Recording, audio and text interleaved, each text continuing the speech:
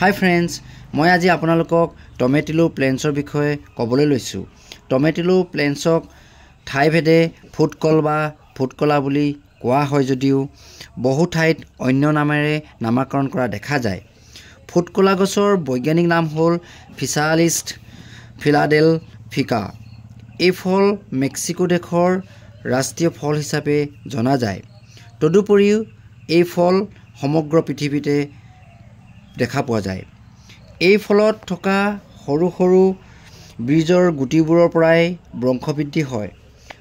বসন্তকালৰ শেষৰ ফালে ফুটকলা বীজৰ গুটিবোৰ কোনো ঠাইত সিঁচি দিলে তাৰ পৰা গজালি মেলে। পলসুৱা মাটিত এই খেতি ভাল। সাধাৰণতে গ্ৰীষ্মকালত ওখ চানেকি পানী জমা নোহোৱা ঠাইত এই ফলৰ খেতি কৰা হয়।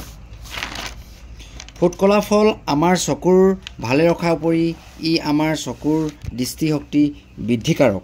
এই ফলত নিউটিন আৰু জিয়েজানথিন নামৰ দুবিধ প্ৰকৃতিৰ এণ্টিঅক্সিডেণ্ট পোৱা যায়, যিয়ে আমাৰ চকুৰ ৰেটিনা সবল কৰি ৰাখে আৰু চকুত হ'ব পৰা নানা অসুবিধা দূৰ কৰে। তাৰোপৰি এই ফলত কপাৰ, জিংক, বেটা কাৰ্বটিন, ভিটামিন ই আৰু চি যথেষ্ট পৰিমাণে পোৱা যায়। এই ফলত যথেষ্ট পৰিমাণে প্ৰ'টিন আৰু মিনাৰেল পোৱা যায়। এই ফল কেঞ্চাৰ প্ৰতিৰোধকৰ উপৰি শৰীৰৰ কোষ বৃদ্ধি, পাচন প্ৰক্ৰিয়া নিয়মিতভাৱে চলা, শৰীৰৰ ওজন কমোৱা, দেহৰ শক্তি বৃদ্ধি আৰু নিম্ন ৰক্তচাপৰ ৰোধক হিচাপে কাম কৰে। গতিকে ফ্ৰেণ্ডছ, কথাখিনি শুনি আপোনালোকে উপকৃত হ'ব বুলি আশা কৰিলোঁ। লগতে মোৰ চেনেলটো ছাবস্ক্ৰাইব কৰি দিব।